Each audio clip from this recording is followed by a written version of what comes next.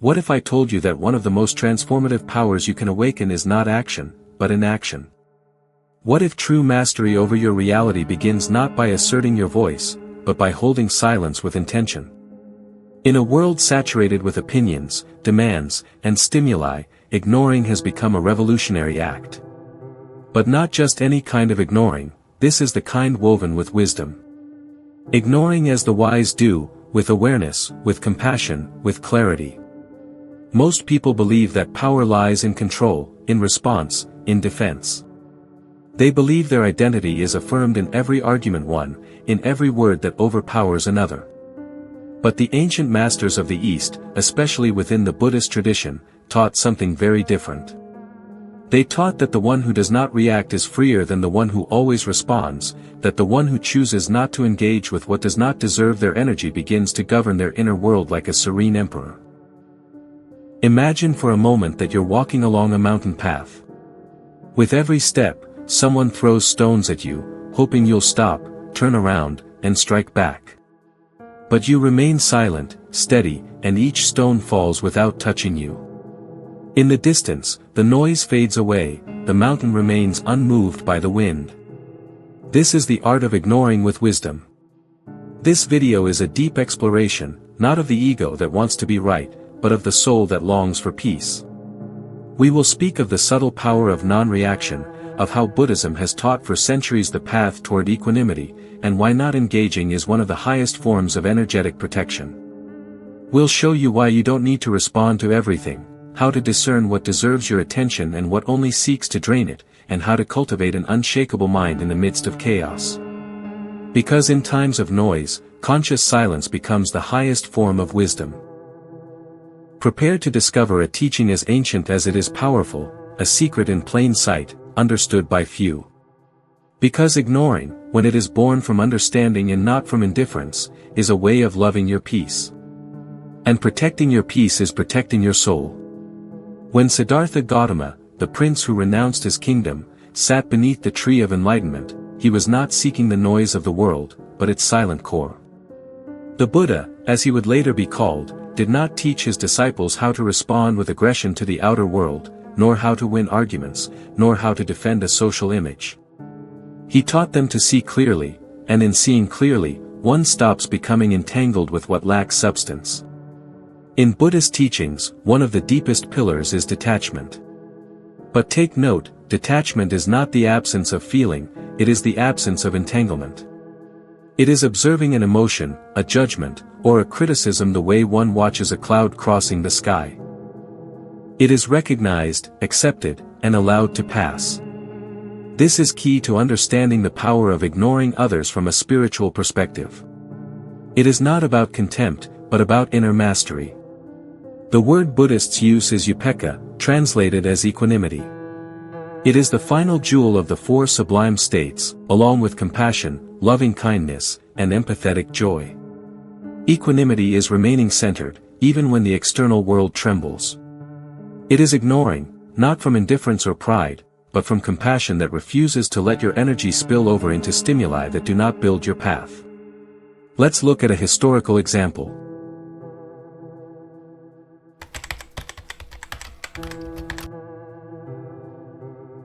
When the Buddha was confronted by provocateurs, he did not respond with anger, but with questions. When he was insulted, he did not return the offense, but smiled. When a man hurled harsh words at him hoping to provoke a reaction, he simply said, "If someone offers you a gift and you do not accept it, to whom does the gift belong?" And so the insult returned to the aggressor, not through violence, but through emptiness. This attitude was considered revolutionary, even subversive in its time, because while leaders and Brahmins argued about hierarchies, the Buddha taught that true freedom begins when one stops relying on others' judgment to define their identity. In the words of the Dhammapada, as a solid rock is not moved by the wind, so the wise are not moved by praise or blame. The Mahayana and Zen schools took this wisdom even further. In Zen, the master doesn't respond with lengthy speeches, but with silence, with a gesture, or a paradox. They teach that wisdom is not found in the answers we give, but in the space we create between stimulus and response. In that interval lies our freedom. Ignoring with wisdom, then, is not a tactic to gain superiority over others, but a path to the soul's sovereignty. It frees us from the theater of masks where everyone wants to be right, and leads us back to the luminous center that observes without judgment, without reaction, without attachment.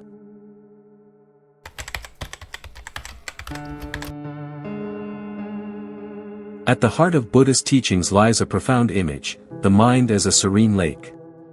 When the lake is calm, it reflects the moon, the stars, the sky with perfect clarity. But if it is stirred, if stones are thrown into it, all we see is distortion. This metaphor reveals an essential principle. When we react, we stop seeing clearly. When we observe, we begin to understand. Ignoring from wisdom does not mean closing your eyes or running away from life. It is, rather, the act of preserving the purity of the inner lake. In a world saturated with stimuli, opinions, and reactive emotions, ignoring is not weakness, it is spiritual resistance. It is not passivity, but a deliberate choice to not feed what does not build. Buddhism teaches us that everything we perceive through the senses, the words of others, their opinions, their judgments, is impermanent, like echoes in an empty cave. The Buddha called this anicca, the impermanence of all phenomena. So if an insult has no permanence, why would we carry it as a burden for years? Why allow external noise to determine our internal state? Here enters a crucial principle, the law of cause and effect. In Buddhist thought, everything we experience arises from a cause and produces an effect. If, in response to criticism, we react with anger, we are sowing new causes of suffering. But if instead we simply observe the emotion arise without acting from it, we are cutting the cycle, we are liberating karma. And that, in itself, is a silent revolution. Zen, the Japanese branch of Buddhism, deepens this teaching through a seemingly simple practice, zazen, or seated meditation. It's not about escaping the world, but about observing thoughts like clouds in the sky. One does not cling to the clouds or try to clear them by force. One simply breathes and watches. With time, this practice extends into daily life. When someone offends you, you do not react immediately. You breathe, observe, and choose to act from presence, not from impulsiveness. A revealing example is that of the monk who, after being slapped, did not respond. His disciple, indignant, asked why he didn't defend his dignity. The master replied, "What value is there in defending a self that has no real existence?" In that phrase echoes one of the central truths of Buddhism. The ego is an illusion constructed by attachment to perceptions. Ignoring what feeds that ego is drawing closer to true freedom. Of course, this does not mean allowing abuse or violence. Buddhism clearly distinguishes between non-reaction and passivity. Ignoring with wisdom includes establishing healthy boundaries, firmly, but with compassion. Without hatred or revenge. It is the art of acting without being possessed by the emotion, of responding without getting entangled. The mind trained to not react does not become hardened, it becomes lighter, like a lotus flower that, though it grows in the mud, remains untouched by it. In this way, when someone tries to hurt you, you do not enter their game. When the environment becomes chaotic, you become the unmoving center. This is the practice. This is the power. Mastering this ability does not happen in a day. It requires inner vigilance, humility, and constant practice. But every time you choose silence over the automatic response, detachment over external validation, you are strengthening a rare and precious quality, mastery over your own energetic field. In the sacred texts of Mahayana Buddhism, it is said that the Bodhisattva, the awakened being who chooses to remain in the world to alleviate the suffering of others, does not act from noise, but from silence. This silence is not the absence of words, but a presence so whole that no offense can penetrate it. At this level, ignoring becomes a practice as refined as the most delicate spiritual art. It is the invisible sword that cuts through ego, and the armor that protects the soul. In a society dominated by the need to respond, by the constant impulse to opine, prove, defend, and convince, the act of ignoring becomes a revolutionary gesture. But it is important to make a fundamental distinction: ignoring is not contempt, it is discernment. It is not about closing the heart, but about opening it so fully that it is no longer shaken by the small things. Buddha taught that suffering arises from attachment, to recognition, to identity, to external judgment. When someone ignores you, criticizes you, or betrays you, what hurts is not the act itself, but the story you build around it. I'm not enough. They're rejecting me. I must defend myself. These narratives are the shackles of the ego. And the deepest form of ignoring is letting go of those stories. Not ignoring the other, but ignoring the interpretation you assign to the moment. Many Buddhist masters have pointed out that true spiritual strength is not measured by how many teachings you know or how many mantras you chant, but by your ability to remain equanimous when the world falls apart around you. This is the practice of Upekkha, one of the four sublime abodes, translated as imperturbability. It does not mean emotional indifference, but a serenity that does not depend on external fluctuations. The art of ignoring also confronts us with an uncomfortable question: how much energy do you waste reacting to what does not deserve your attention? Every unchanneled emotion, every repetitive thought, every impulsive response is a leak of your vital energy. Buddhism teaches that preserving this energy is essential for progressing on the path to enlightenment.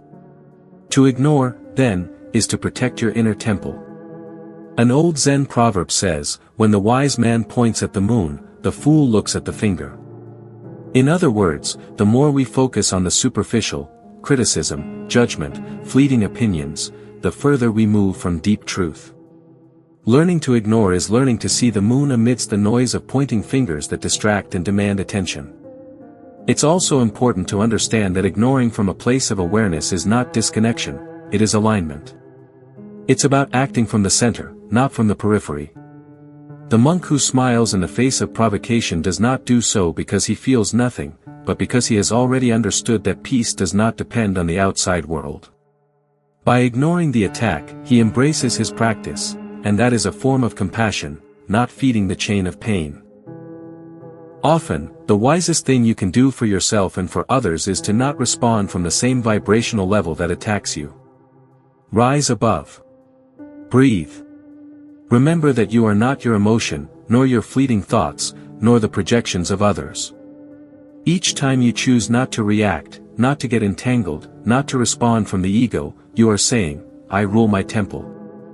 You are honoring the Buddhist principle that true freedom is born in the space between stimulus and response, and in that space lies your deepest power. On the spiritual path, to ignore is not to flee. Nor is it indifference.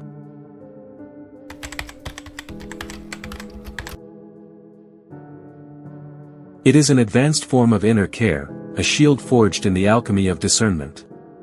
But how can a soul, embodied in daily life, apply this wisdom without falling into avoidance or repression? Here I reveal 5 essential practices that will help you cultivate the art of ignoring from a higher consciousness, without losing connection, without closing yourself to the world. First, silence as a sacred choice. Before you respond, pause. Inhale deeply. Observe the emotion that arises. Silence is not emptiness, it is fertile ground where conscious response takes root. By ignoring certain stimuli, hurtful comments, provocations, or external expectations, you are not repressing your voice, you are strengthening your inner throne. Make silence a daily practice. Start by dedicating 5 minutes a day to simply listening to your breath, without judgment, without force. That same internal space will become your refuge when the world screams at you. Second, guard your energy. Not everything deserves your attention. Think of your vital energy as sacred currency. Every thought you feed, every emotional reaction is a cost. When you engage in pointless disputes or in other people's dramas, you are draining your essence. Ask yourself, does this deserve my energy? Does it build me, or dissolve me? Learning to ignore is not coldness, it is self-love in action. Stop being an open field where everything lands. Learn to be the sky, vast, silent, unshakable. Third, the practice of observation, the mirror of the other. Every time someone irritates you or projects something negative onto you, practice the mirror. Ask yourself, what part of me is reacting? Am I truly seeing the other person, or my own unhealed wounds? To ignore the other is not to deny them, but to recognize that their judgment only has power if I hand over my identity. This practice will transform your automatic reactions into opportunities for self-knowledge. The true sage ignores because they have understood that everything that affects them belongs to them. Fourth, strengthen your spiritual axis. When you are out of alignment, any external wind will shake you. But when your axis is centered, through meditation, contemplation, prayer, or connection with nature, you are like a mountain amidst the storm. Establish a daily routine of connection with the sacred. It doesn't matter if you call it God, emptiness, presence, or silence. That intimate relationship with yourself will become the vibrational field that repels everything not in resonance with your elevated frequency. Remember, to ignore is to protect what you are building. Every time you choose not to react, you are saying, my peace is more valuable than your chaos. From the perspective of Buddhist wisdom, ignoring is a compassionate act. I do not allow you to contaminate me, and I do not allow you to continue the cycle of suffering. Ignoring is to look with love and choose not to participate. When these practices are embodied, ignoring stops being a defense and becomes an art that brings you back to your center, that dissolves the need for validation, and that turns your life into a sanctuary of deep stillness. When we look into the heart of Buddhist teachings, and many other esoteric paths of wisdom, we find a hidden jewel, carved with the precision of time and the pulse of compassion. Inner freedom is not born from external control but from mastery over our responses. And in that serene mastery rises a supreme virtue, the power to ignore what is not essential. Ignoring is not contempt, it is not arrogance. It is a refined form of discernment, a language only understood by those who have stopped fighting with their ego and have begun to listen to the subtle song of the soul. When you ignore with wisdom, you are not fleeing from the world. You are choosing which worlds you want to inhabit within yourself.